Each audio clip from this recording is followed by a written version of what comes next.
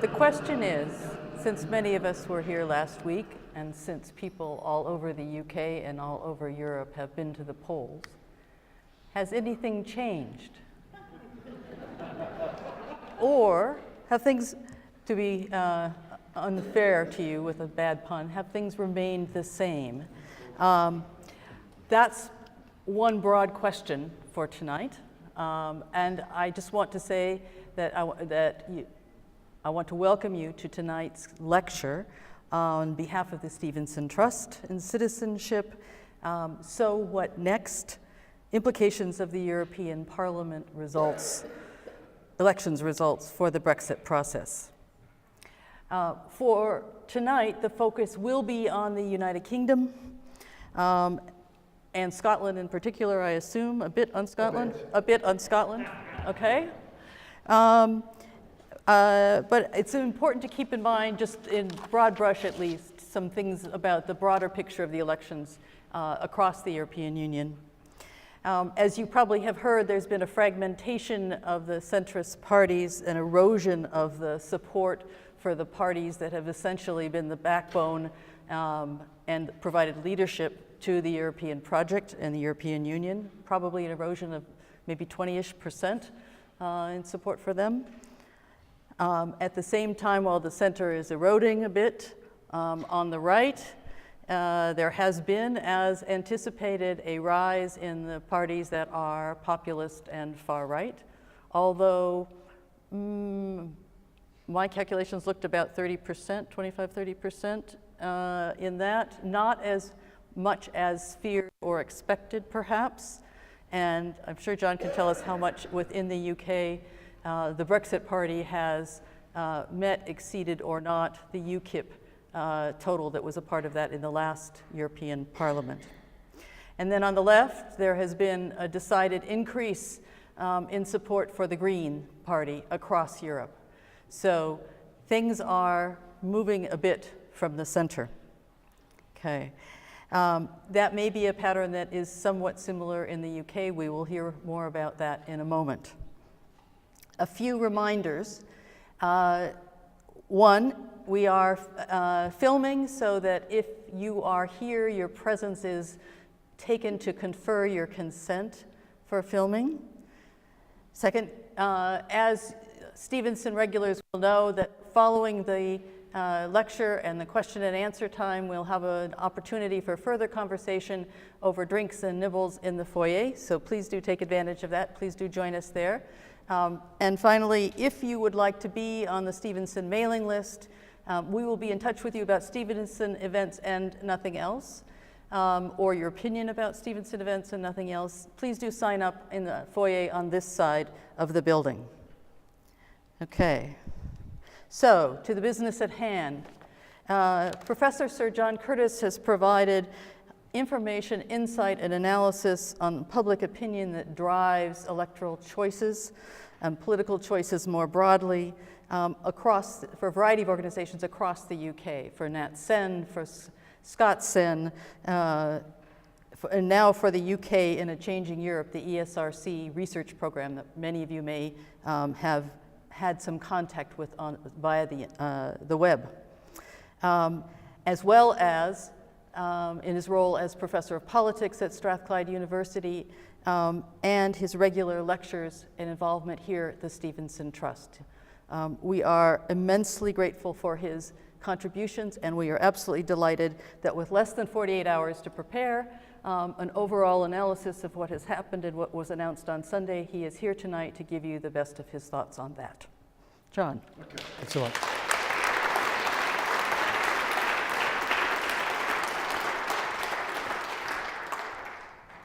As I stared at the title when I was composing myself for 5 minutes, I realized how audacious the title is.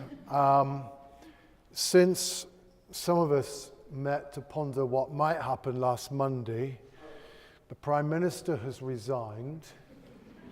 11, I think it's 11, MPs have now indicated they think they're capable of succeeding her. The Labour Party has suddenly discovered a degree of speed in its disciplinary structure that was widely thought not to be possible by getting rid of Alistair Campbell. Two members of the front bench of the Scottish Labour Party have resigned. The Liberal Democrats have started a leadership election for a prize that perhaps now at least is worth a little bit more than it was a week ago.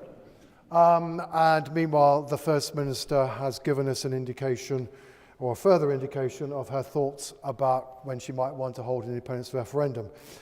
As Howard Wilson once famously said, a week is a long time in politics. So anybody trying to work out what might be the implications for the future of last week's election is perhaps engaging in something that's rather too audacious. That said, I will plough on. I want to address 4 questions about what we might say in the wake of the voting last Thursday.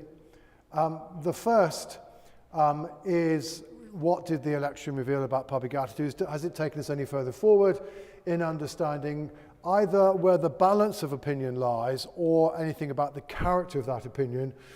And certainly the first of those questions has been almost inevitably the subject of political dispute between the protagonists on the Remain and Leave side, and I will therefore spend perhaps a slightly inordinate amount of time focusing on that question. The rather poor performances by our traditionally dominant parties, at least in England and Wales, have in themselves created 3 other obvious questions. The first is, and most immediate, now in the wake of the fact that the Prime Minister is going to soon to be resigning, and we're about to have a Tory leadership election. What are the implications for the approach of the Conservatives to Brexit in those circumstances? But it's also been very clear in the last 48 hours that these look like elections that are certainly going to create a certain amount of debate, maybe even controversy inside the Labour Party, and I'll try to be helpful to the Labour Party in trying to work out how it deals with its strategic dilemma.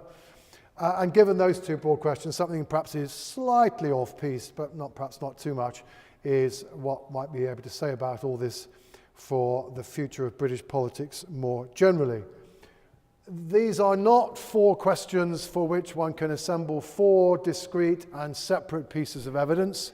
To some degree, one piece of evidence is relevant to more than one of these questions, so you won't find that this is structured in that way, though hopefully you'll be able to follow the evidence, and I will try at various points to, as it were, have a pause and say, well, given what we've said so far, these are the implications for one or more of the questions. Okay. And yes, there's going to be something about Scotland at the end, but I'm going to do it primarily at the end. For the purposes of tonight, Scotland is part of British politics. I hope that's all right and doesn't offend anybody. Okay, this is a little bit of a quick recap for those of you who were not here last Monday, but also to give you, as it were, an update as to where we ended up. So you remember that one of the things that I was showing you just over a week ago is what were the opinion polls saying, and the trajectory of the opinion polls during the referendum campaign, and pointing out that indeed even since the beginning of April, both the Conservatives and the Labour Party were apparently on the slide, that the Liberal Democrats were showing signs of reviving, and as soon as Nigel Farage had founded his Brexit party, he immediately gobbled up UKIP and then started to proceed to gobble up quite a large part of the Conservative Party as well. So what I've simply done here is to take last week's slides and add to it the averages of what in the end proved to be no less than 8 opinion polls that can be classified as final polls. There was a right plethora towards the end. And as you can see, well, by the time, given the Conservative Party was already, as it were, thought to be pretty low, couldn't go much lower, though you'll see in the event it did, but the trend for the Labour Party's vote being in decline showed further signs of evidence, some sign also of the Liberal Democrats rising, but what was also important to realise by this stage is that actually the opinion polls were disagreeing with each other about exactly how far this process of the Liberal Democrats apparently catching up Labour was going, and we did have a couple of opinion polls that did put the Liberal Democrats around 3 points ahead, others saying it was about even Stevens, though others still had Labour well ahead.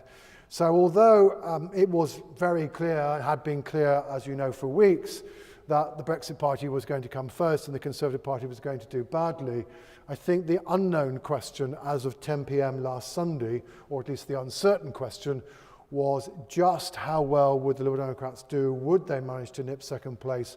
And what might be the implications of that for the Labour Party? And in some senses, that proved to be the rather more exciting story of the night, because essentially it was the one that was more likely to catch the politicians unaware, though I think, having seen the verification of the counts, both Labour and the Liberal Democrats had a guess as to where it was going. So that was where we were in the wake of the polls. As you will also be aware, however, Leave and Remain voters had very different views about what they were going to do. There was very little sign of any further movement on the Leave side. The Brexit Party had already gobbled up 3/5 of the vote, according to the polls. That wasn't going to go much further. But that tendency for the Remain vote to be moving in the direction of the Liberal Democrats and the Greens, and that this in particular affecting the Labour Party, as you can see, yes indeed there was also further evidence of this particular movement, and that indeed, certainly irrespective of who actually came second across the electorate as a whole, it was pretty clear that there was a race on for which was going to be the party that after last Thursday could claim to be the most popular party amongst Remain voters. A crown that hitherto the Labour Party had worn, unchallenged, if sometimes somewhat uneasily, ever since June 2016, and certainly since the 2017 general election. So, against that backdrop, what actually happened, most of this will be familiar to you, but just in case you've had the luxury of going away on holiday last weekend, the Brexit Party very clearly did come first, though in the end, perhaps towards the lower end of the expectations generated by the polls. It wasn't quite as high as it might have been, and perhaps one of the reasons I'll come to in a moment. But in the end, there was no doubt about who was coming second. It was the Liberal Democrats. Indeed, there wasn't a doubt from the moment of the very first council declaration, which came from Chelmsford. There was a double-digit swing from Labour to the Democrats as compared with 2014 in Chelmsford, and that told the story of the night, and there was never any doubt that Labour were going to come third. Indeed, for a little while, we were wondering whether the Greens could catch them up, though in the end they didn't, but the Greens also managed to put in a very credible performance, such that the Conservatives suffered the ignominy of coming fifth. The SNP performed as expected. And meanwhile, the two clear losers of the election were indeed Change UK and UKIP, both of whom came away empty-handed in terms of seats, as well as largely empty-handed in terms of votes. This was, however you look at it, a truly remarkable result. Now, we can argue about the validity of some of these comparisons, but perhaps not all of them. The Conservative Party has never, ever managed to do so badly before. Actually, the previous worst Conservative performance was the 2014 European Parliament election, so it only needed the Conservative vote to go down by a scintilla for the Conservatives to record their worst performance in a nationwide vote. But even if you don't want to compare this result with that of UK general elections, even by European election standards, this was quite a poor performance. Equally, the Labour Party, which had fallen to 15% in the European election of 2009, which took place in the dark days of Gordon Brown's premiership, and when Andrea Leadsom resigned, what was it, the day before, it reminded some of us of the fact that at 10 p.m. on the day of the 2009 European elections, James Purnell resigned from the Labour cabinet, and there were rumours that there was going to be a coup against Gordon Brown. Well, the coup against Theresa May succeeded, whereas that one against Gordon Brown didn't. But beware of European elections. They are potentially rather risky enterprises for prime ministers. As a result of the two parties doing so badly, this meant that the combined tally for Conservative and Labour was a record low, below the record low of 2009. Meanwhile, the Liberal Democrats, despite being a rather pro-European party, don't actually have much of a record in European elections. They've not tended to do that well. Well, this time their 20% easily registers as their best ever performance.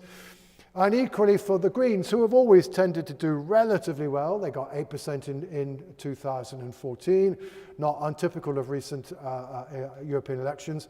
But they also put in their best performance, except for 1989, which for those of you who don't have long memories, were the European elections that took place in the immediate wake of the row between the Liberal Party and the SDP about the merger, as a consequence of which the party ended up in an even bigger mess than it was in the wake of the coalition. And there was a quite remarkable 15% vote for the Greens in the wake of that position. And meanwhile, the SNP, whose record in European elections has also historically not been necessarily that good, also quite easily put in their best performance ever. So this certainly was different, and clearly is an election that at least is worthy of one where we say, well, actually, what does this mean? Is this merely a temporary move, or is this an indication of something further? But let me actually start not with the performance of the parties, but with the turnout, because certainly one of the questions that we were asking ourselves at the beginning of the campaign was, well, was anybody going to bother to vote? This was an election that the government did not wish to hold, did very little to try to support. As a result, we ended up with an administrative process that had to operate rather more speedily and therefore rather less efficiently than was desirable, particularly with respect to the rights of European Union citizens, and where the political parties, frankly, had very little time to actually engage in any campaigning. And meanwhile, all of this in order to elect MEPs that, according to the government at least, we're not going to be able to get on a single train to Strasbourg because we will be out by the end of June, wouldn't we? Wouldn't we be? Well, that one's gone, but even so, the tenure of these MEPs is still extremely uncertain. On the other hand, given that we knew from research that I and Sarah Holbert at the NSC have both done separately, we knew a lot of people feel very strongly about Europe. We knew that around 40% of them claim to be a very strong Remainer and Leaver, and that perhaps the idea to cast a vote, however symbolic rather than substantive, in order to express their views might drag voters to the polls. Well, in the end, we ended up basically with a fairly typical European election, in that, as you can see, the turnout was slightly higher than is the norm, but only slightly higher, albeit still enough to make it the second highest turnout in a European election in the UK. And of course, the UK has never exactly been the most Euro Parliament election enthusiasts. We have always tended to be at the lower end of the turnout.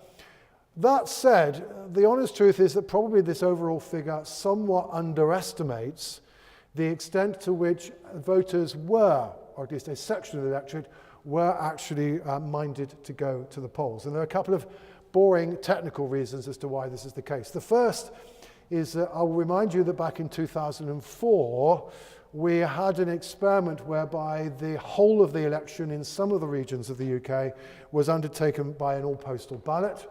All postal ballots tend to increase the turnout, although, as we also discovered in the wake of that particular experiment, they also raised questions about fraud and is therefore not being repeated.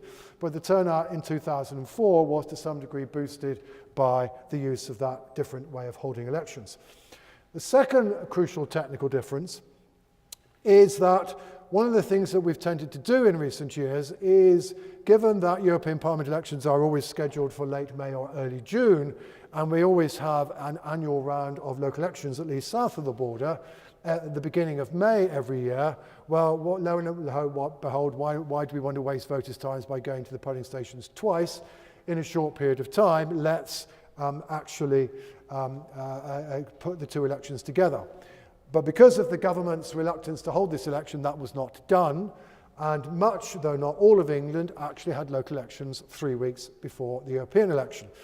And one of the things that we know is that indeed, at the margin, voters are not that keen on being asked to go to the polling station more than once.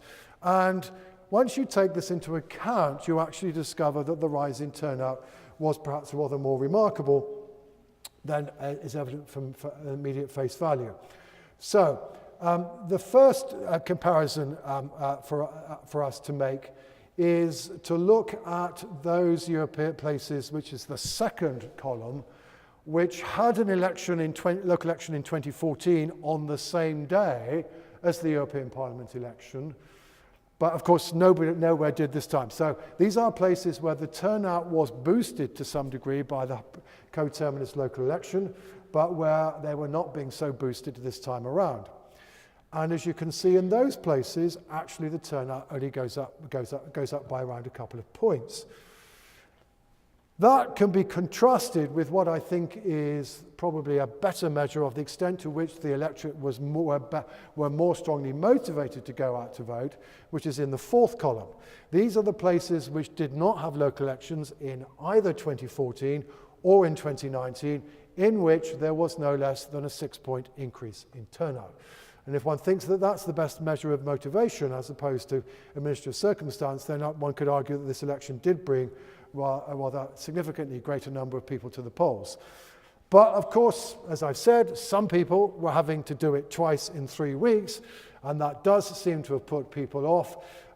Actually, those places which had had the boost of a local election in 2014, and then the disincentive of having had a local election 3 weeks previously in 2019, actually on average saw a drop in turnout, and equally, as you can see from the third column, those that had elections in 2019 not having had elections in 2014 also saw a lower increase in turnout. So as so often with electoral participation, it isn't just a question of motivation, it's also a question of administrative circumstance.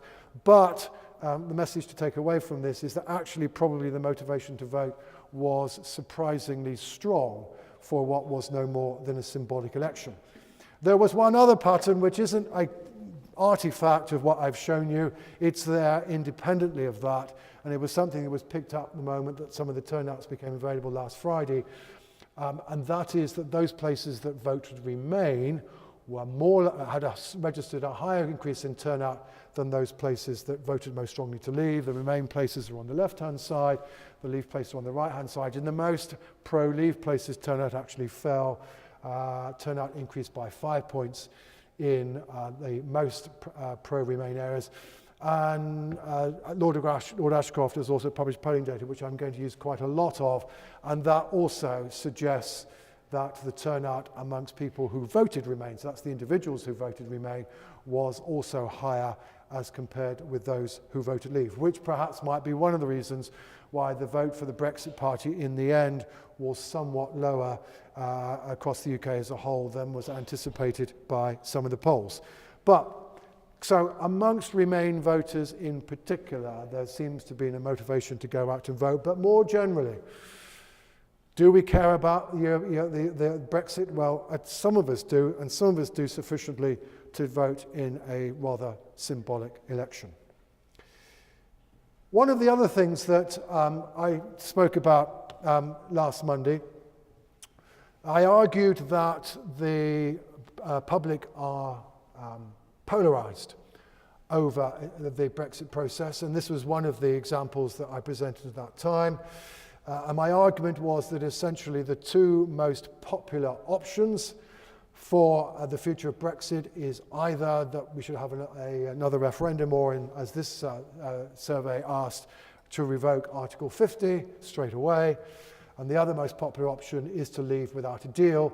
And that options in the middle, such as Mrs May's deal, or indeed something that might be not dissimilar to what the Labour Party was arguing for, at least until a few hours ago, is also relatively popular. And that one of the issues about Brexit is that whereas usually politicians are told to seek out the centre ground of politics, the difficulty with the Brexit issue is that the centre ground isn't terribly well populated. And I suggested then that this might be one of the reasons why the Conservative and Labour parties might find these elections somewhat difficult. The polarisation becomes even more evident if we look separately at those who voted Leave and those who voted Remain. And these are fairly typical figures. We knew that at least a half of those who voted Leave are in favour of leaving without a deal, but equally the majority, around 2/3 of Remain voters, either just want to revoke Article 50, and certainly around 2/3 are in favour of another EU referendum. So we certainly went into this election with an electorate that I would have characterised as polarised, and insofar as They were being presented with two parties that were saying, look, leaving without a deal is perfectly fine, and we certainly need to be willing to do that.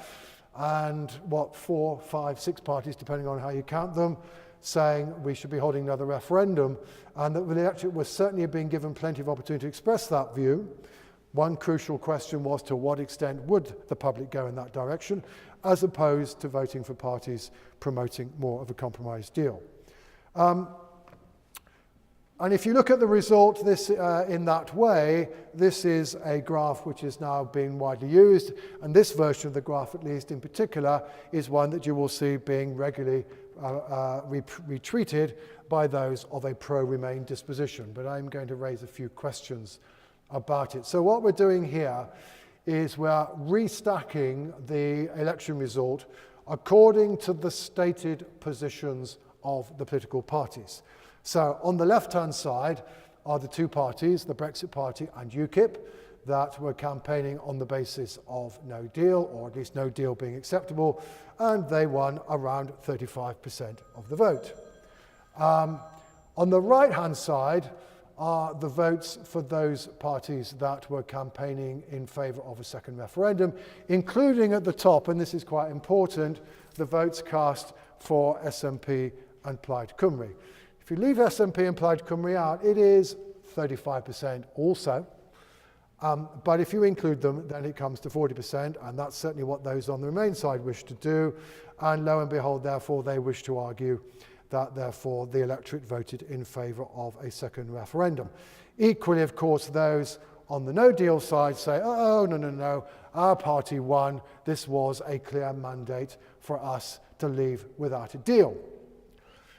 Meanwhile, in the middle are the two compromise parties, the Conservatives and the Labour Party, which, as we can see, there is little doubt lost. But then, of course, the two sides in the argument will happily borrow them, as appears to be convenient, in order to add them to their own stock of somewhat less ambiguous support. So, for example, those on the Leave side are quite keen all of a sudden to claim the votes of the Conservative Party and to add that to their pile, and they then say, oh, look, we actually had more votes than the Remain side.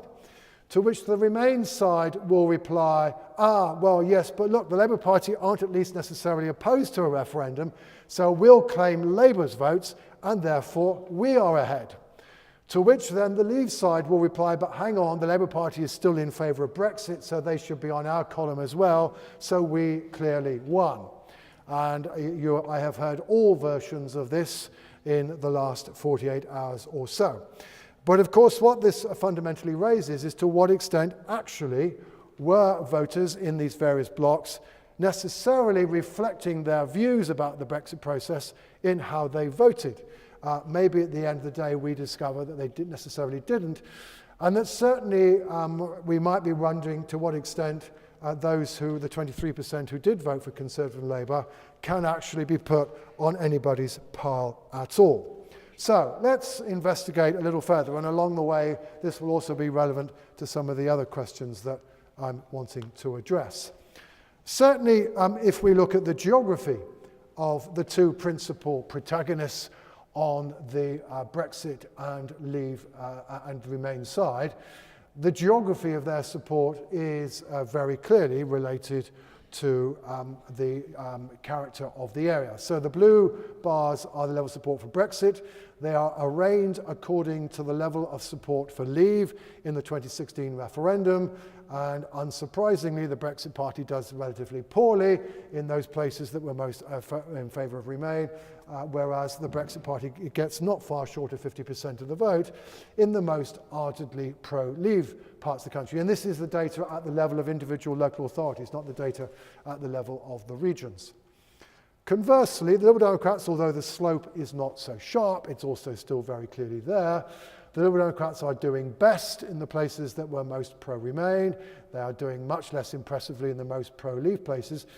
Indeed, the Liberal Democrat performance in the most pro-Remain places was sufficient to make them the single most popular party in the council areas that were most pro-Remain, a pattern that was also confirmed by the outcome in London, where, to the shock and horror of Sadiq Khan and many a Labour MP, including Jeremy Corbyn, Diane Abbott and Emily Thornby, all of whom saw the Labour Party defeated in their neck of the woods, the Liberal Democrats coming first across London and actually pretty much dominating the whole of the centre of the metropolitan London. And indeed it is perhaps quite remarkable for those of us who once upon a time used to think of the Liberal Democrats as a party of the Celtic fringe, including not least the Highlands and Islands of Scotland, has suddenly been transformed into the party of the metropolitan centre. But there we go, geography sometimes changes. What's also true is, however, that the geography of the Conservative vote also changes. So this game provides us some further evidence that maybe indeed people's views about Brexit mattered. In the case of the Conservatives, we were seeing an erosion of their support amongst Leave voters. Now, there's a little bit of smoke and mirrors here. What I've done is the blue bars are showing you the relationship between the Conservative support in the 2017 UK general election at the level of parliamentary constituencies on average, whereby Chris Hanratty of Royal Holloway has recalculated the results of the European Parliament election for parliamentary constituencies. They're originally counted by councils. But using his data, basically, as you can see, the Conservative Party was doing much better in those parts of the country that voted Leave than they were amongst those places that voted for Remain. In 2019, there is no slope. The Conservative Party does not do any better in the most Remain parts of the country as they do in the most Leave parts. And here is a first clue that perhaps the Conservative Party is no longer a party that's particularly popular amongst Leave voters. And that indeed is confirmed when we now can use Lord Ashcroft's data. Lord Ashcroft, he's a gentleman of a variety of philanthropic talents, and one of his philanthropic talents is to psephologists, whereby he regularly, after a big election, goes off and does an opinion poll, and actually he's quite good at doing them, and he often asks quite good questions, and certainly this one has very few questions, but it reveals an awful lot of information. So I'm going to use it quite a lot. In this case of the Conservatives, you can see along the third row. So what I'm showing you here is according to Ashcroft's data, and it's all very consistent with what all the opinion polls were saying in advance. As you can see, the Conservatives were equally popular, or should I say equally unpopular, amongst Remain and Leave voters. They got 9% amongst each. So this is a radical difference from what had been the position beforehand, whereby the Conservative Party has hitherto in the polls been quite clearly the most popular party amongst Leave voters. And as you can see, as the polls had anticipated, the Brexit Party did indeed gobble up something between 3/5 and 2/3 of the Leave vote. And they clearly dominate on the Leave side. The Remain side is more fragmented, but in the end was not as fragmented as the polls, many of them anticipated, with the Liberal Democrats managing to claim just over a third of the Remain vote and uncontested as now the principal party on the Remain side. Indeed, that 36% is not that far short of the level of support for the Labour Party amongst Remain voters when the European Parliament election campaign started. Quite a turnaround. But also, as we can see, for many of the parties, the Brexit Party, UKIP, and the Liberal Democrats, certainly, it does seem not unreasonable to take the total of their vote and assign it to Remain or Leave or to second referendum and leaving without a deal, because they are very, very clearly votes that come virtually wholly from the one side or the other. Pretty much true of the Greens, it's slightly less so, somewhat less so than Change UK.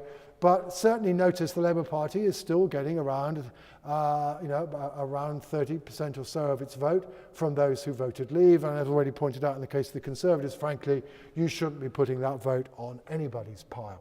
So point one is actually that simple arithmetic is indeed rather dodgy. You really can't put the Conservatives Labour Party near the pile. And although I've not shown it here because Ashcroft's data is not so good on this, certainly the polling in Scotland in advance of the referendum was suggesting that around 25% of Leavers in Scotland were going to vote for the SNP, and to that extent at least putting the nationalist pile total on the Remain/referendum pile is also something that you can question. So, to be honest, the only really sensible conclusion you can come to is that the extent to which voters were voting in favour of these two options is just underlining the extent to which we are divided, rather than clearly indicating that support for one or other option is greater than that of the other, or certainly that indeed there's been any swing in favour of Leave during the course of this election campaign. Still, we might want to go a little bit further and look to see, well, to what extent how were voters themselves reporting their motivation, and to what extent actually can we look not only at whether or not they were a Remain or a Leave voter in 2016, but to what extent did their vote reflect their current views. So let me go forward with this. So one of the things that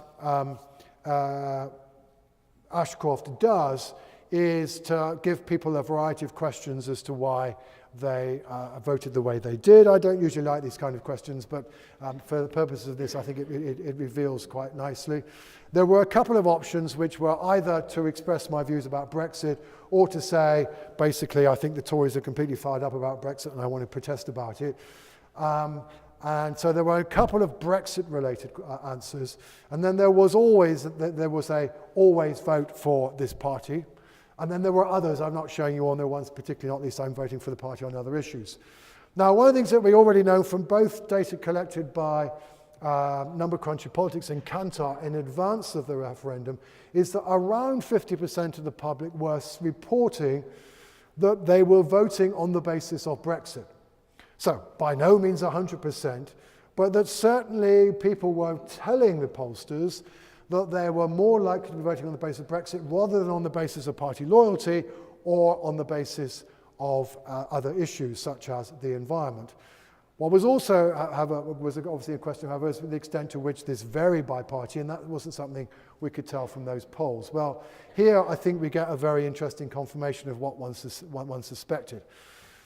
For those who voted for the Brexit Party and those who voted for the Democrats, the two votes that I've shown you are most clearly structured by whether they were Remain or Leave voters. We discovered that indeed the dominant reason given by voters for voting that way was to do with Brexit, particularly so in the case of the Brexit Party. Well, why else would you vote for the Brexit Party? But there we go. It's also relatively important for those who voted for UKIP and indeed for change, though rather less so in the case of Greens, and in the case of the SNP, clearly quite a lot of people saying, I always vote that way, I'm in favour of independence. In contrast, very few people were voting for Labour or the Conservatives, avowedly because of their position on Brexit, but rather these parties were relying on the willingness of voters to carry on voting for them because that's what they've done for most of their lives. And almost undoubtedly one of the reasons as to why Labour and the Conservatives in the end did as badly as they did is that at least in the context of this election, which as I pointed out last Monday is a very different context, it's one where voters are more willing to vote for small parties, are more willing to experiment, and was a referendum, was an election about Europe, that in that context at least, traditional party loyalty did not count for much and was not sufficient to save the Labour and the Conservative Party from what was a widespread sense of confusion and lack of clarity about their position on Brexit. We can also, thanks to Lord Ashcroft, also actually look very specifically at the extent to which voters who voted for the various options were actually voting in line with the views expressed by that party. And the answer is, for the most part, they were, with the exceptions that you can already guess. So, These are the views of those people who were voting for Brexit or UKIP.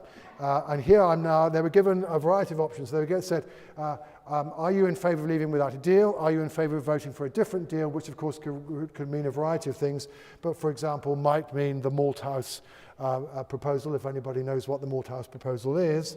Mrs May's deal, which probably most people have heard far too much about, and then remaining. And as you can see, certainly Brexit voters, 2/3 of them saying, yeah, my preference is no deal. And almost all of the rest say a different deal, and by a different deal, they probably mean something harder than Mrs May's deal. UKIP voters, not quite so hard. But basically, yes, for the most part, people who were voting for Brexit, for UKIP, were overwhelmingly, primarily expressing their views about Brexit, and they were expressing views about Brexit that were consistent with the views of those parties. So certainly, here is evidence that voters were regarding Brexit as sufficiently important to express their views about what should happen to Brexit by voting for parties that were favouring a distinctive view about the subject. Equally, on the Remain side, 90% of those people who voted for the Liberal Democrats said that they were voting, said they were people who were in favour of remaining. Never ever in their previous history could the Liberal Democrats have collected a body of voters who were in such agreement with each other about what the Liberal Democrats were about and what they were voting for. But it's not that much lower for the Greens, despite the fact that people weren't necessarily voting for the Greens for Brexit. Certainly those people who are inclined to vote for the Greens ended up also being, for the most part, Remain voters, even if that wasn't necessarily their principal motivation. And again, the much smaller body of Change UK people also. So certainly those two columns, for the most part, are a reasonable reflection of the extent to which voters were expressing their views about Brexit. And so therefore it's certainly fair to say that at least 70% of the electorate were either explicitly expressing a view about Brexit, or at least were doing so because actually, as in the case of the Greens, their views about Brexit happened to coincide with support for the party, which they might have also been giving for other reasons. What about the Conservatives and Labour? Well, the Conservatives are all over the place. And as you can see, even amongst those who are still voting for the Conservatives, there was around a quarter of them who are in favour of Remain. Meanwhile, and this is something we're clearly going to have to come back to, the Labour Party was indeed predominantly, for those who were still voting for the Labour Party, much diminished as they were, this was still predominantly a pro-Remain vote, albeit not to the same extent as for the Liberal Democrats. Essentially, as you can see what happened to the Conservatives basically managed to hang on to some of those voters who were clearly in favour of leave, but were going, but I'm not quite sure I want no deal. Some of whom, doubtless out of party loyalty, were still willing to say they thought Mrs May's deal was a good idea. So that was the relatively niche market where they had a modest degree of success. So I'm certainly not going to argue that only 14% of Conservatives now want no deal, or that the Conservative Party shouldn't be trying to pursue Brexit, because clearly a lot of their votes actually wandered in the direction of the Brexit Party, as indeed this nicely demonstrates. So again, if you want to understand the pressures on the parties and begin to get some evidence on the answer to my second and third questions about what the Conservatives and the Labour Party should be doing about their position. Well, the first thing to note that, on the Conservative side, by far and away their biggest problem was the loss of voters to the Brexit Party. Over a half of those people who voted Conservative in 2017 and who participated in the election on Thursday voted for Nigel Farage's party. Not that, however, is the Conservatives' only problem. There is a minority of voters who voted Conservative in 2017 who voted Remain. And as you can see, some of those actually did go to the Liberal Democrats. So the Liberal Democrats' success is not simply founded on taking votes from Labour. That said, as you can see, so far as the Labour Party is concerned, the Liberal Democrats were the principal fly in their ointment, though albeit followed quite closely by the Greens. But equally, the minority of Labour voters who voted Leave did also show a propensity to go towards the Brexit Party. Not to the same extent as Conservative leavers. That 53% of Conservative leavers represents about 75 to 80% of those who are Leave voters who back the Conservatives, whereas the equivalent figure, that 13% of Labour leavers, is about 40% of all Labour leavers. So the Labour Party wasn't losing votes to the Brexit Party as easily, if that's the right adverb, as were the Conservatives. But we certainly have to recognise the Labour Party tries to deal with its strategic dilemma, that those Labour MPs are saying, but what about losing voters to the Brexit Party, are not talking nonsense. It's a question of relative risk. It's just that so far at least, the losses of Labour to Brexit are smaller than are the losses to those on the Remain side of the argument. Indeed, we can go a little bit further because Ashcroft even nicely shows us separately the views of those people who switched away from the party. And as you can see, it by now tells you the bleeding obvious, but that actually virtually everybody who switched from Conservative to Liberal Democrat was somebody who says they are currently in favour of Remain, and meanwhile virtually everybody who goes from Conservative to Brexit is either in favour of New Deal or some kind of alternative deal. And equally on the Labour side, just in case anybody inside the Labour Party thinks that people were voting for the Democrats because they liked Vince Cable or whatever, rather than because of their views about Brexit, sorry, it's very, very clear that a very strong relationship between that you're a defector from the Labour Party and your views about what should happen to Brexit. But equally on the other side, the Labour leavers were indeed those who were people in favour of no deal. So certainly at this point, let's recap on a few crucial points. I've already had shown you before this lecture that Britain was polarised about Brexit. I also argued from that and other data that Britain was divided about Brexit. I think this election confirms those messages, but what perhaps it's added to it is that we've also now learnt the intensity with which at least a section of the British electorate hold those views.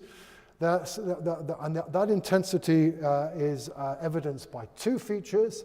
The first is that actually voters were inclined to come out and vote, and perhaps particularly so on the Remain side, and that therefore perhaps it's on the Remain side in particular the views are intensely held, and that indeed would be consistent with other survey data.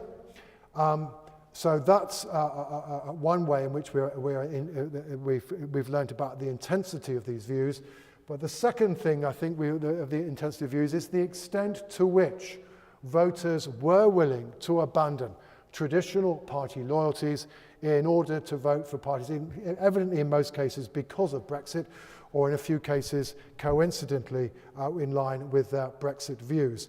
And as it were, Alistair Campbell and Michael Heseltine, between them, tell a story that is true of the wider electorate. If you think about it, if two people who have been so dedicated to their respective political parties were no longer felt able to vote for them, we should not be surprised that while the more ordinary Conservatives and Labour supporters actually were, and whose commitment to their parties has probably never been so strong, were willing to do so in rather remarkably large numbers.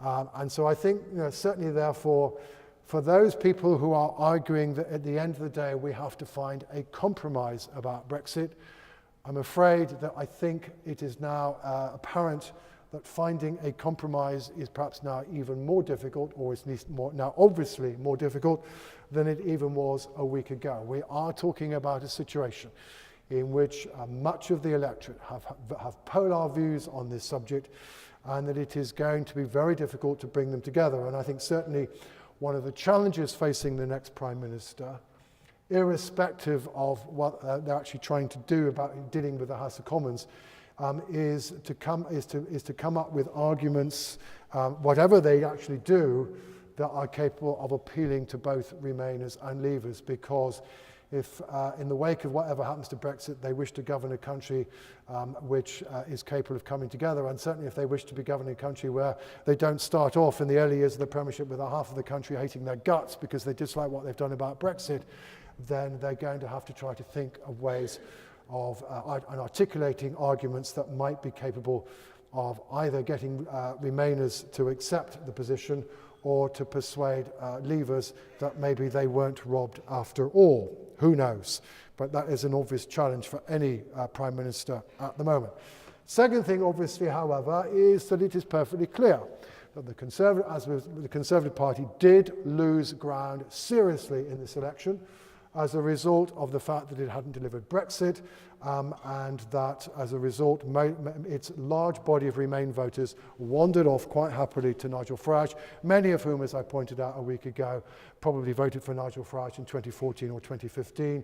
They switched to the Conservative Party in 2017 because they thought the Conservative Party would deliver, and they wanted to make sure the Conservative Party were in office rather than the Labour Party. Having failed to deliver, the Conservative Party now clearly faces a problem about getting these voters back, about which I'll say a bit more in a moment. Meanwhile, on the Labour side, it is not that the Labour Party does not have a strategic dilemma. In an ideal world, any Labour leader would like to try to keep their Leavers and their Remainers together. However, as has long been apparent, the Labour vote is disproportionately a pro-Remain vote. It is a vote that's quite heavily populated and became more populated in 2017 by pro-Remain, socially liberal voters, university graduates, young folk, etc., etc. And although I understand the concerns of people like Lisa Nandy who think that there isn't a single social liberal living in Wigan, the truth is that across the country as a whole, it is very clear which side of his bread, Labour's bread, is buttered, and that unless it has a stance that is capable of being acceptable to Remain voters, that the Liberal Democrats are now back as a potential challenger to Labour Party. I did give a talk to a senior member of the Labour Shadows Cabinet not long after the 2017 election, and did point out that in many respects the vote that Labour had acquired in 2017 looked like a classic Liberal vote, and that they would always have to watch out if the Liberal Party ever were to regain its credibility in the wake of the coalition fiasco. That moment may now have arrived. Which takes me on to, but hang on, isn't this all a very peculiar election, and people wouldn't possibly vote the same way in a general election? Yes and no. Here are a couple of pieces of evidence about how people would vote in a general election. The blue bar is how people say they would vote according to the average of recent opinion polls of Westminster voting intentions.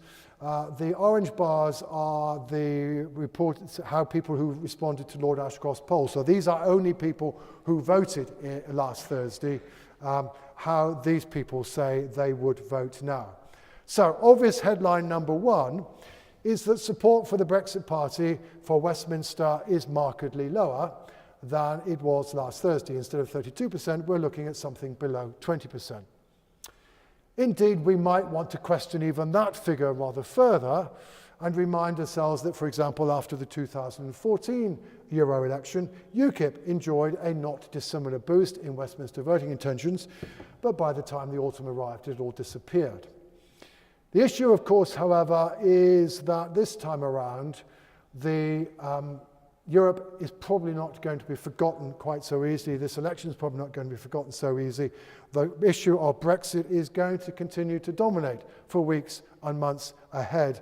And therefore, Brexit voters who are inclined to vote for Nigel Farage for Westminster as well as for Westminster will potentially acquire plenty of reinforcement for their preferences, perhaps particularly, as in my view already seems virtually inevitable, we apply for another extension at the end of October of this year. Meanwhile, notice that the Liberal Democrat vote isn't much below what the party achieved in the Euro election. Indeed, Liberal Democrats have always tended to poll in European elections roughly in line with, or if anything below, their current standing for Westminster.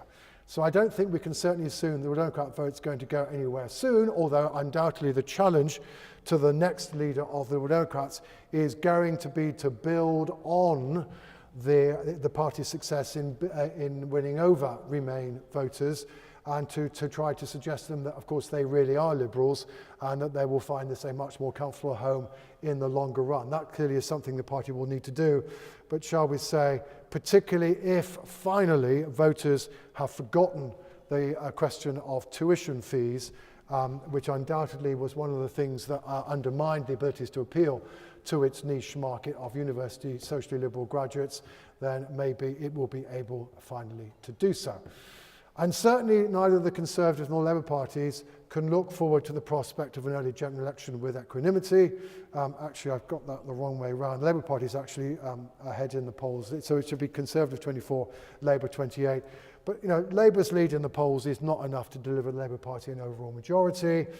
Even if the electoral system were to be really nasty on the Brexit Party, these are numbers that are pointing towards another hung parliament, albeit perhaps a hung parliament in which the Labour Party is the largest party, but which is looking to the SNP and or the Liberal Democrats in order to remain in office. And Jeremy Corbyn finds himself in much the same position as Theresa May has been, trying to run a minority administration which is dominated by an issue on which his party is dominated, in which he cannot necessarily get all his MPs into the same lobby, and meanwhile being pressured by a minority party who has very clear and very distinctive views about what the outcome of Brexit should be. Quite why Jeremy Corbyn wishes to become Prime Minister in those circumstances, I don't know, but who knows. 2 points there, and one other point to make about where we are now at. The Liberal Democrats getting 20% in a sense should not be news. It should just be par for the course, because before 2010 it was par for the course for the Liberal Democrats.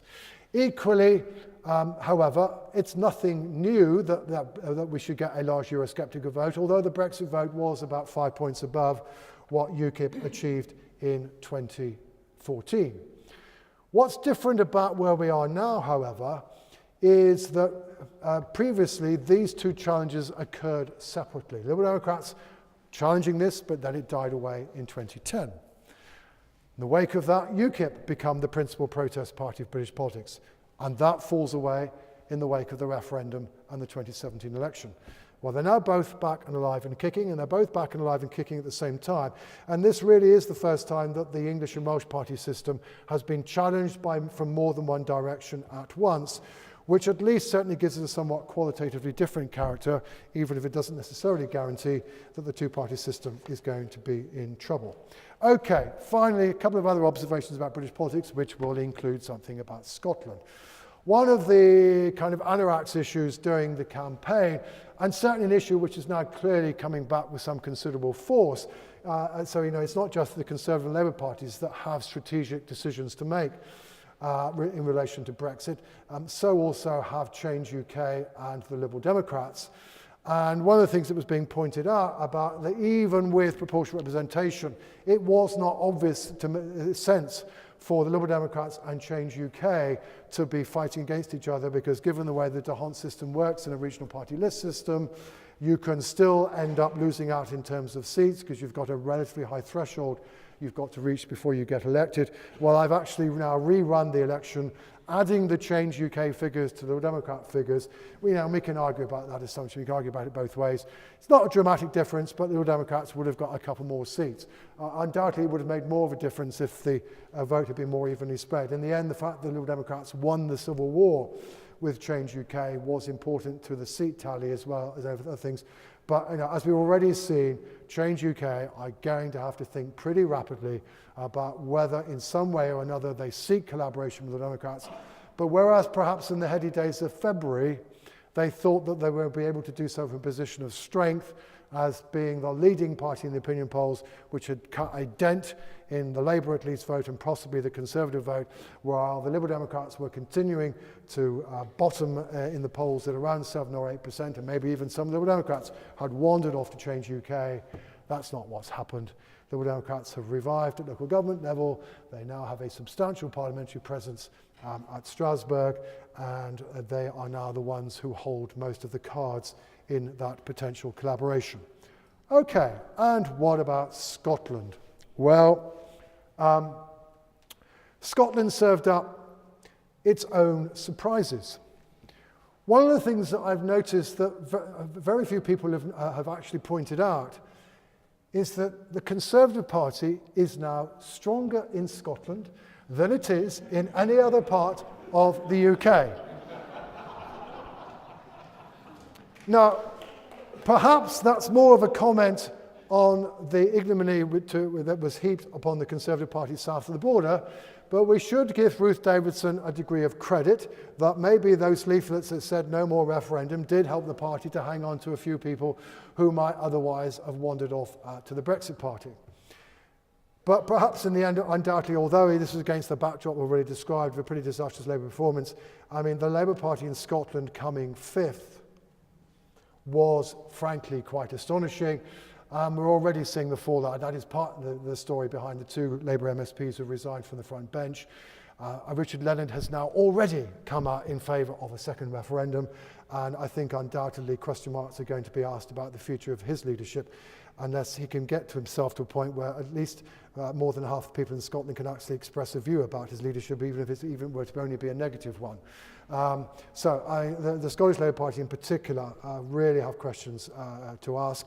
The Brexit Party got the inevitable seat that was expected, but also the SNP did relatively well. That said, as I did somewhat have fun pointing out to Ian Blackford, as he and I seem to be touring the same studios at the same time yesterday morning, that actually, of course, what was quite remarkable is that whereas 37% of the vote in 2017 was greeted as a disaster for the SNP and showed how their campaign for independence was going backwards, somehow or another 38% this time around was a great victory for the SNP and demonstrated that indeed Scotland wished to have a second referendum on independence in order to be able to avoid Brexit fairly soon. It all just goes to show how things get shaped by expectations and also about trends, and of course by the fact that everybody else did pretty lousily. And I certainly, but that goes to kind of underline the point that I was making in advance of this election, which is that if indeed things did transpire as were expected, that the SNP would, as it were, recover their mojo, they would be feeling confident, whereas the idea that the Conservative Party was the vanguard of unionism that was going to put on the breastplate and armour of defending the United Kingdom with success, well, the breastplate and armour seems to have been lost somewhere along the way. And I think certainly it is going to be more difficult for the Scottish Conservatives to be saying, you know, you've got it wrong, etc., etc. The momentum has swung back in favour of the SNP, and perhaps it's no accident that the First Minister let slip in Dublin yesterday that she has a fairly clear date in mind for a second independence referendum, though that said, in much the same way as it seems inconceivable that the current House of Commons would vote for no deal, it also seems inconceivable that the current House of Commons will give the Section 30 order despite the result in front of us. So, however, also implications for Scottish politics, as it were. Labour in Scotland is going to have its own domestic version of the wider a crisis inside the Labour Party about what it should do about Brexit, but maybe in Scotland, north of the border, a bit of a crisis about other things as well. And meanwhile, the damage to the Conservative Party means not only is it going to have to think about what it does about Brexit, but also what it's going to do about the how it's going to be able to stand up to the SNP on an independence referendum. So, to sum up, try to fill in the gaps of whatever I forgot to say. As I already suggested, the election has revealed not only that public attitudes to Brexit are divided and polarised, but I think that they're also often intensely held. I think my view is that given those Westminster poll numbers and given some reasonable supposition that the Brexit vote for Westminster probably is not going to go anywhere soon very easily, and that this is a vote of people who are saying, why haven't we left? That the Conservative Party probably does need to deliver Brexit before it can contemplate facing the electorate. And that therefore it is unlikely that one of the options that are going to be open to the next Conservative Prime Minister is to voluntarily go for an election relatively soon. I'd be surprised if the poll numbers move sufficiently in his or her direction. And indeed, this is something that's being articulated by certainly at least two of the candidates, to my knowledge, for the leadership, Jeremy Hunt and Matt Hancock. It seems to me they read it correctly. But of course, that does not make this government's dilemma any easier, because how is a Conservative Prime Minister going to succeed in getting Brexit through this current House of Commons?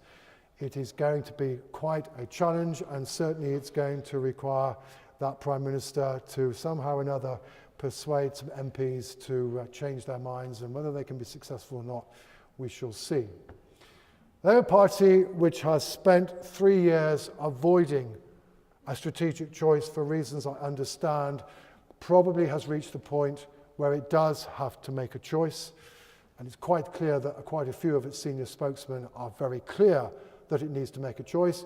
Though obviously in doing that, it will want to limit its damage. And I think, my view for some time has been that the Labour Party should be embracing the language of Kyle Wilson, that is, presenting a second referendum not in the way that Alistair Campbell would, which is as an opportunity for the electorate to realise that they made a bit of a mistake and to change their minds, but rather as an opportunity for Leave voters to be able to bypass the obstruction of the House of Commons and to sell it in relatively populist terms to that section of our community, to say, here is your chance to tell them that this is really what you want to do, and that we're going to give to the people the opportunity to determine indeed whether we're going to accept Brexit as negotiated or not. I'm also argued, as you have gathered, that I think the Conservative-Labour duopoly, our traditional two-party system, certainly faces as serious a challenge as it has done in the Second World period. It's no guarantee that it will not survive, but as I have fun occasionally pointing out to people south of the border, it's already happened in Scotland. There is no reason why the Conservative-Labour duopoly should survive. And in particular, given that this is a subject on which Conservative and Labour struggle to remain united, it's a subject on which, frankly, they would prefer to talk about anything else. Hospitals, schools, taxation, the size of the state, on which they are all much more comfortable and much more united.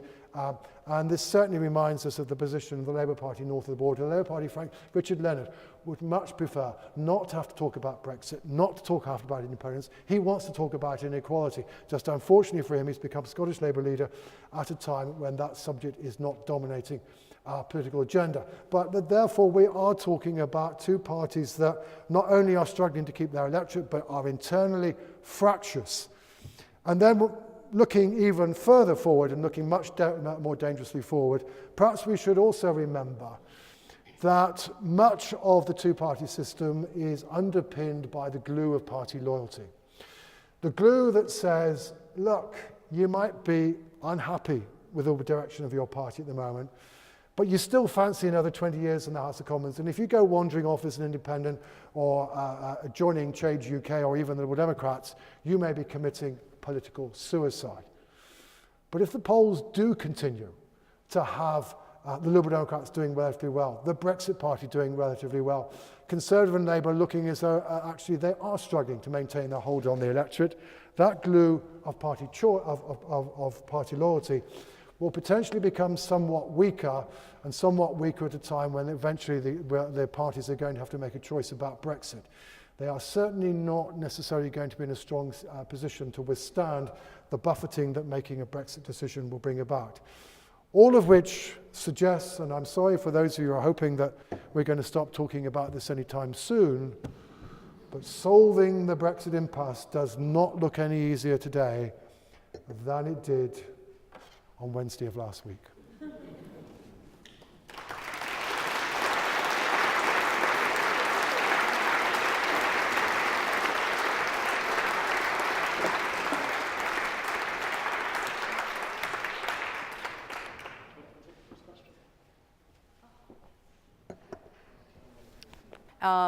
Please do. Oh, all right, okay. We're interested in hearing your questions, comments, etc. I will say, please do identify yourself when you ask the question, so we know who you are. I'll just reiterate that when we were last here, we were ended by talking about the Conservatives and the fact that Ruth Davidson might have been a bit worried about the upcoming elections. It sounds like she's fairly relieved at this point. I think it's putting it a bit strongly, but anyway. Okay. All right. Okay. First question, and I'm going to take a question from Ben, who is also our mic person. I offered him the opportunity for the first question. Thank you. Ben, undergraduate, University of Glasgow.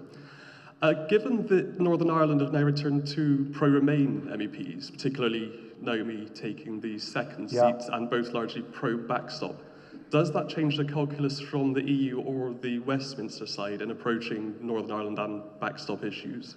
No, I mean, it's a reminder of the extent to which Northern Ireland did actually vote to remain. As I understand it, I did have the privilege of listening to a half an hour of the coverage of the Northern Ireland election, which of course goes on interminably because of the length of the SDV count. But as I understand the dynamics of it, essentially what it is thought that had happened is that because the Ulster Unionists who had the third seat were basically also plying a anti-backstop, pro-leave, almost pro-leave without a deal line, that unionist voters of a Remain disposition, who are a minority of that community, but a substantial minority of that community, were inclined to go for the Alliance Party, which of course is anti-Brexit and etc. But in a sense, therefore, it's a miscalculation of the Ulster Unionists that essentially voters found it very difficult to distinguish between them and the DUP. And look, if you want hard Brexit in Northern Ireland, you're going to vote for the DUP. And to that extent, at least, that helps to explain why Naomi Long did well. And may, of course, also be part of the reason why the Alliance did relatively well in the local elections in Northern Ireland 3 weeks previously. But sorry, the second part of your question, was it going to make any difference to Westminster? No. The issue of the Northern Ireland backstop, in my view, for the European Union, it's about Northern Ireland. For Leavers, it's about the implications of the backstop for the kind of deal that the UK will be able to have with the European Union. Because essentially what that backstop says is not just a question of we have to negotiate any old trade deal with the European Union. We have to negotiate a relationship with the European Union. That means that the European Union will be willing to enable an open border to remain between the North and the South in such a way that does not compromise the integrity of the single market. Thus, therefore, all the stuff in the Chequers Agreement about saying we need to actually have close regulatory alignment, particularly between Northern Ireland and the South, and a position which potentially creates the need to have checks across the Irish Sea, unless the whole of the UK is having the same arrangement, which is what Theresa May has been promising.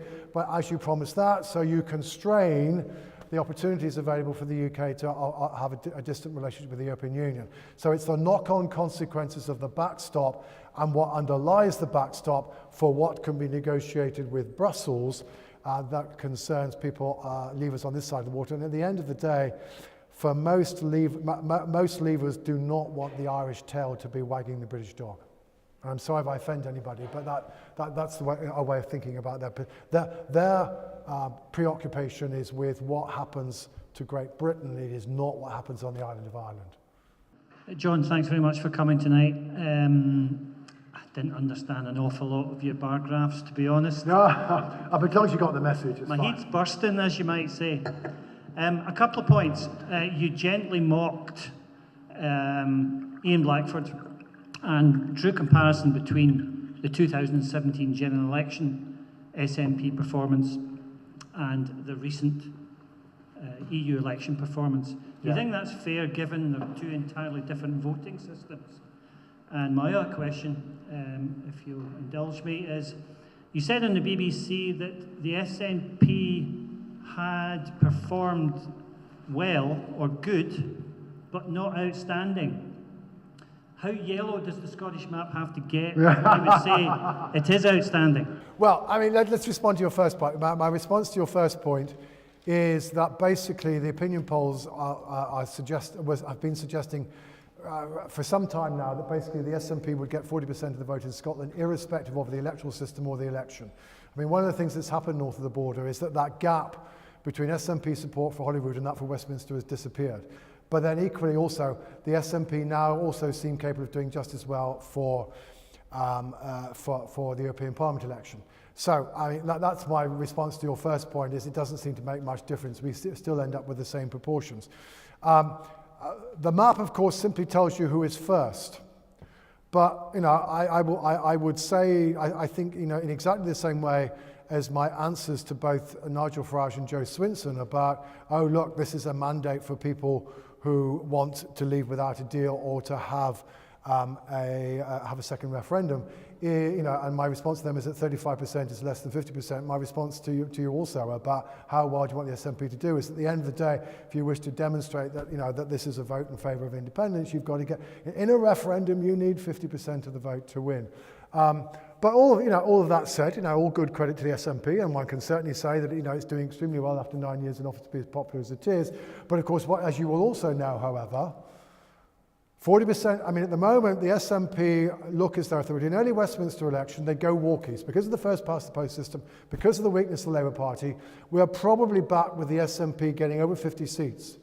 But 40% for a Holyrood election could mean, depending on how the cookie crumbles, that there isn't a majority of MSPs for independence in the next Scottish Parliament. And that's, you know, how it's kind of on knife edge in terms of where it's at, as well as, of course, you know, so far as independence is concerned, it's close to 50%, but it's not at 50%, and it still has some way to go before it's going to be able to hold a referendum, confident in the knowledge that it would actually manage to be able to win. Thank you very much. Beatrice Hughes from the University of Glasgow. You've painted a very plausible picture of why the centre has been eroded here over the Brexit issue. Mm-hmm. How do you explain that a similar phenomenon has obtained in many parts of Europe? Well, you know, I'm not going to claim a great deal of expertise on this. I mean, there are a few things I was able to look at in the middle of the night.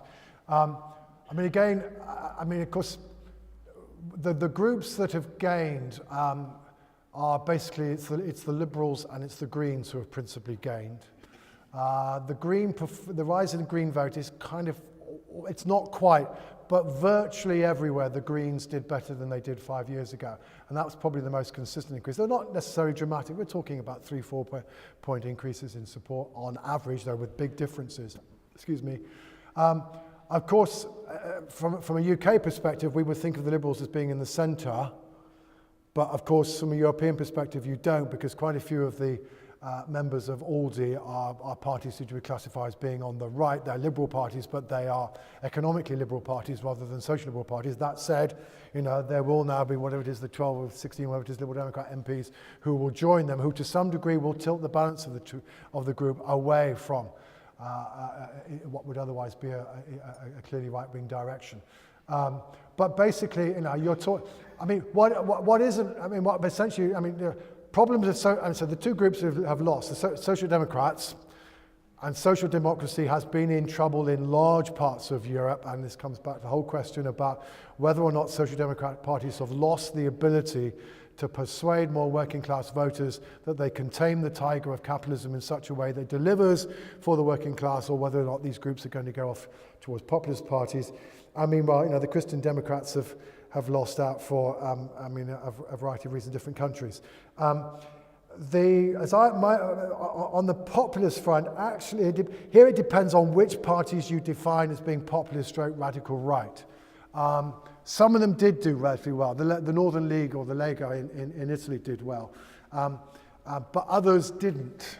It's a very varied pattern. It's certainly very difficult to argue that there's been a uniform rise of populism across the European Union. The truth is, of course, at the end of the day, the composition of the European Parliament is almost an accident, because there isn't one European Parliament election. You know, I've been able to get away with a very ethnocentric analysis of the British election because, frankly, it's one election. And there are 27 other elections, all largely separate from each other, going on inside the rest of the Europe. Yes, they may be influenced, obviously, by common external environments, common European issues, etc. But, you know, one of the things that we've, you know, European Parliament elections have not, for the most part, succeeded, despite through attempts like Spitzen candidates, etc., to become Europe-wide a contest with Europe-wide parties etc., they are still effectively 28 separate national elections, and to that extent at least the composition of the European Parliament is a bit of a byproduct of those 28 separate processes.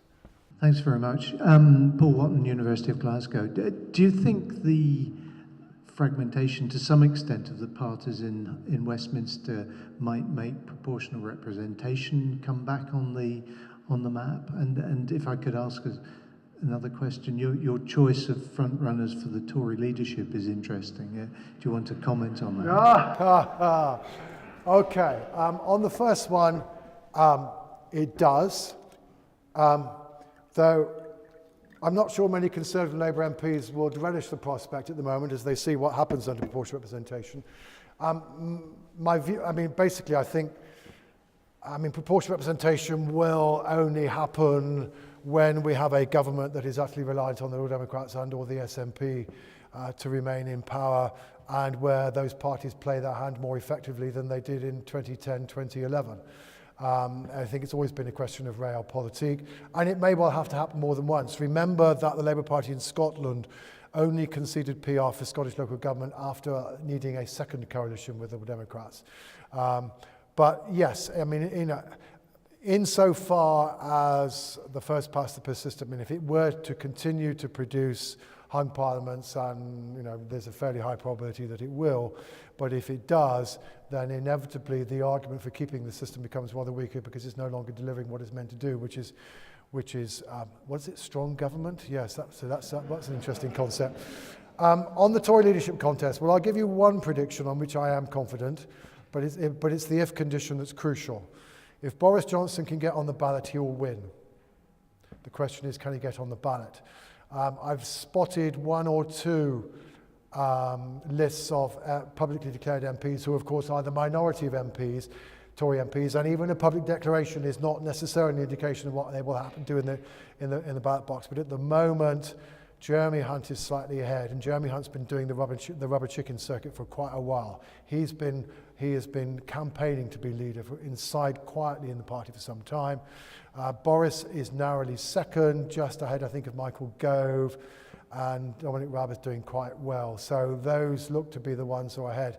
And the question is whether or not Tory MPs will swallow their doubts about Boris's abilities as a minister on the grounds that Boris's ability as a campaigner and as somebody who can appeal to Brexit voters on the grounds that maybe he might manage to save their seats. It's a question of which of those two considerations is more important.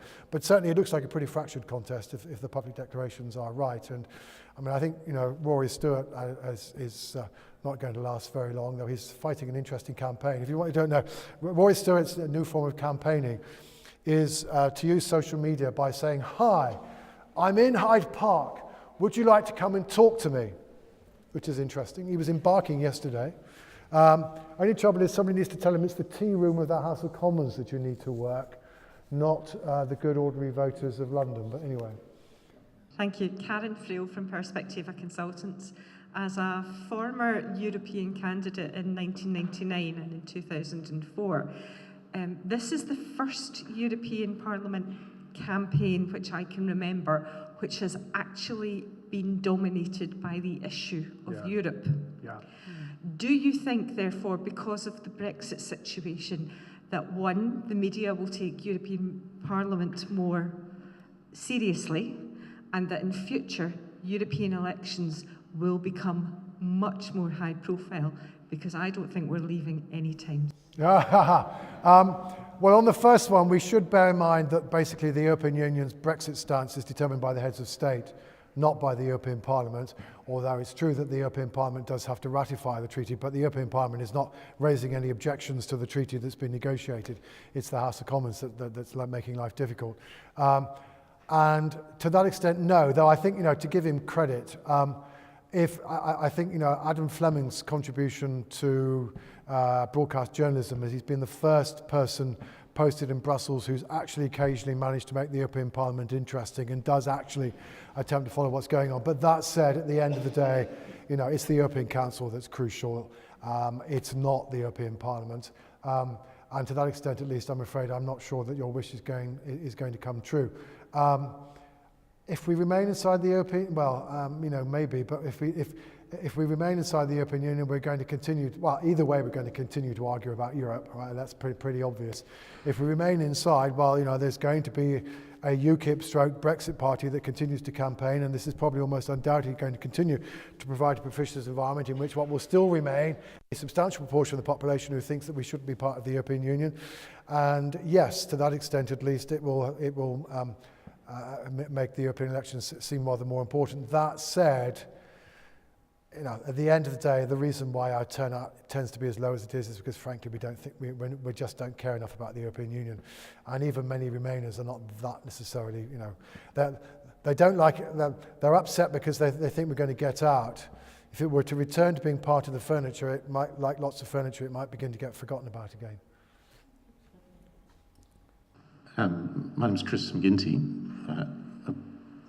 If we assume that the opinion polls for a general election in the UK stay roughly where they are, then we have voting numbers in percentages for established parties that are way outside of the bounds that we've got used to over many years. We've got more parties than we've had in similar bounds. Is there anybody that you're aware of, maybe yourself or others in the academic community or the polling community, that have a model that can translate that into what the likely seat allocation would be? I do have an academic colleague who was going to have a go at it. I don't know if he's done it yet or not. To be honest, my own view is that until we get this happens for an awful lot longer, am I going to put a great deal of effort into working out whether this is true or not? But certainly, I certainly know. I've actually reminded me to email him tomorrow and see where he's got to. But he was certainly because you have to remember that this was counted at council level. It is true, by the way, that the Tories did not come first anywhere. There wasn't a single council where they came first. At least 5 years ago, when the Liberal Democrats got an absolute pasting, they managed to come first in Gibraltar and first in South Lakeland, which was their then leaders' local council. But of course, these are councils, and we're talking about a 9% vote, and how we translate all this to a 24% vote is another matter. I mean, but certainly what we know from the Liberal Democrats will gain under the current scenario. The Liberal Democrats are going to gain quite a lot of seats with the Conservatives that low. The question is whether is how even or otherwise the geography of the Brexit vote proves to be. Now, I've already shown you that there is a fair amount of variation. Indeed, it's also true the Brexit vote in this election is more geographically segmented than is the UKIP vote of 2014. Basically, virtually all the gains in the Brexit vote on the UKIP vote of 2014 is in areas that voted strongly leave. So to that extent, at least, the Clactons of this world, the Bostons of this world, maybe are places where we can see that they do well. That, of course, does add, as does the general circumstance, to what will undoubtedly be considerable interest. Believe it or not, there is another election coming. It's the Peterborough by-election on Thursday of next week. And that's another long night because there is going to be intense interest in this, because everybody will be interested, because the Brexit Party came first in the European election in the Peterborough district. So everybody's going to ask themselves, does this get repeated? And that obviously will give us some indication, albeit in the very particular circumstances of by-election, as to whether this can in any way translate at all. But it's an interesting question. It's going to cause a headache for people like me if it does happen, because we have to model things much more carefully. Hi, I think you said you believe that it's inevitable that the UK will seek an extension beyond October the 31st. What do you think are the chances that we'll be granted that? Very high. Okay, and what do you think the chances are of a general election before then? At the moment, a voluntary general election, the answer is low. A general election an involuntary general election would happen, I think, if a Conservative Prime Minister did attempt to pursue the no-deal path, because basically the nuclear weapon the House of Commons has is to bring the government down with a no-confidence motion. And there are enough, the Conservative MPs won't say explicitly that they would vote against their government in those circumstances, but there are a number of Tory MPs, including the Chancellor, who have refused to confirm that they would vote for the government in those circumstances. And by the way, John Bercow has weighed in today and said, you think the House of Commons won't be able to stop a government from doing this? You're wrong. Basically, he's made it pretty clear that one way or another, he would anticipate the House of Commons would find the means to stop no deal if the House of Commons was minded to do so, which may, of course, may well be a signal that he may well be open to another attempt to change standing orders if necessary.